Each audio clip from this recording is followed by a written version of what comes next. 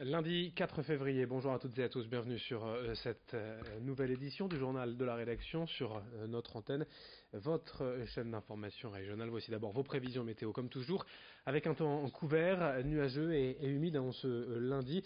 Les prévisions font état tout de même de pas mal de précipitations pour aujourd'hui, d'un temps froid, peut-être même de la neige fondue. Demain mardi, le temps restera couvert et sec tout de même. On aura, on l'espère, un temps sec demain mardi, les températures stables, inférieures au normal de saison, plutôt froides, donc dans l'ensemble, 4 degrés à Calais et à Boulogne en ce lundi, 3 degrés à Lille à Dunkerque, 2 degrés à Saint-Omer, les prévisions météo complètes après ce journal. On ouvre cette édition avec un sujet toujours aussi préoccupant, qui plus est dans la région.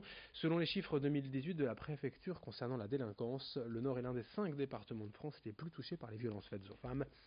L'année dernière, selon les chiffres de la police et de la gendarmerie, les atteintes à l'intégrité physique des femmes ont enregistré une hausse de 8 à 10%. La statistique est encore plus grave si l'on parle de violences sexuelles, avec 26% d'augmentation en 2018. L'an dernier, dans le département du Nord, 3 femmes, dont une mineure, sont mortes sous les coups de leurs compagnons, contre 5 en 2017. Une légère diminution comme une bien maigre consolation. Explication au micro de Margot Sailly avec Rémi Desremeaux. En particulier au commissariat central de Lille, nous avons une brigade de protection de la famille qui est spécialement dédiée à la lutte contre les violences conjugales et à la protection des mineurs. Composé de 8 enquêteurs spécialisés et nous luttons énormément contre le chiffre noir. Ce sont tous les faits qui ne sont pas révélés aux forces de l'ordre et nous avons pour ça plusieurs outils, une amélioration de l'accueil et de l'écoute des victimes, mais aussi un portail de signalement des violences sexistes et sexuelles. C'est un chat ouvert H24 16 jours sur 7 qui est équipé avec des enquêteurs, des policiers et des gendarmes qui recueillent la parole et qui l'envoient après aux services territoriaux.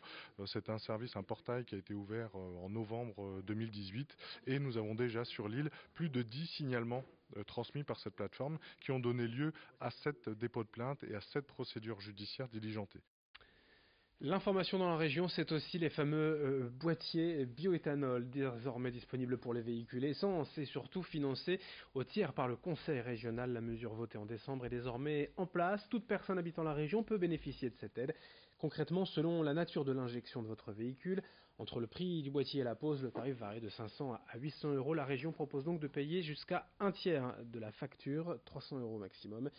À la pompe, le bioéthanol issu de la betterave est souvent 70 à 80 centimes moins cher au litre que l'essence, ce qui permet de rentabiliser assez rapidement l'investissement. En à peine un an, déjà plus de 600 demandes de particuliers ont été enregistrées auprès de la région, de quoi économiser tout en préservant l'environnement. Comment cela marche, les fonctionnements du boîtier, avec un garagiste au micro de Lucide Berthe-Constant. On a des vraies économies, alors malgré une surconsommation qui peut être de 10 à 15%, on arrive à des coûts d'achat au litre beaucoup plus inférieurs que l'essence.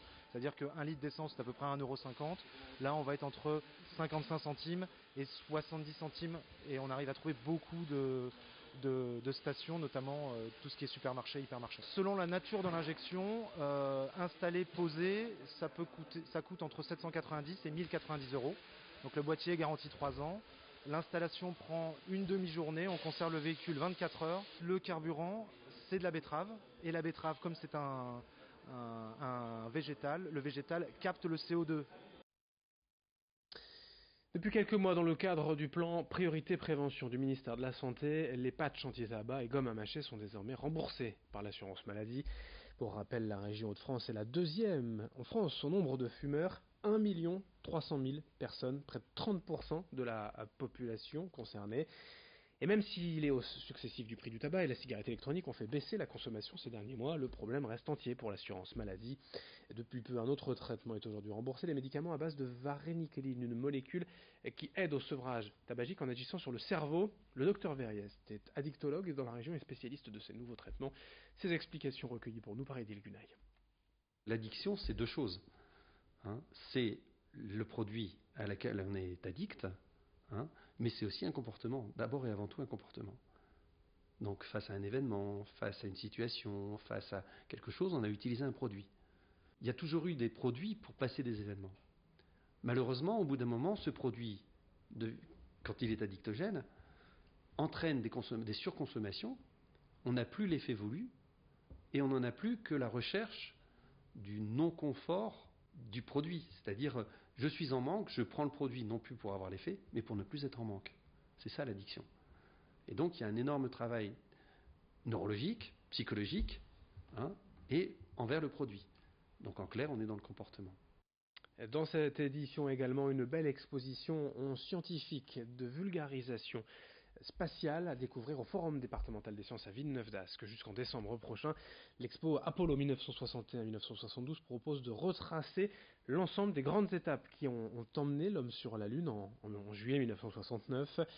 Les phases de développement, de tests, d'échecs aussi sont ici présentées. C'est dès 9 ans, l'entrée est libre et gratuite. Je vous rappelle qu'en juillet cette année, nous fêterons les 50 ans des premiers pas de l'homme sur la Lune. Voici une belle occasion d'en savoir un petit peu plus sur cette belle conquête vers la Lune. Autre image, à Coudekerque-Branche avait lieu vendredi soir une cérémonie hommage au tambour-major Grand Christophe, qui vient d'inaugurer une nouvelle tenue. Inauguration en grande pompe à l'espace du maître de poste, l'occasion aussi de rendre hommage au grand Lucien, tambour-major de la bande de Coudekerque de 63 à 2006, avec de nombreux tambours-majors, voyez, du carnaval de Dunkerque qui étaient présents. Également, vous voyez tous ces maîtres de cérémonie de la bande pour accompagner le grand Christophe.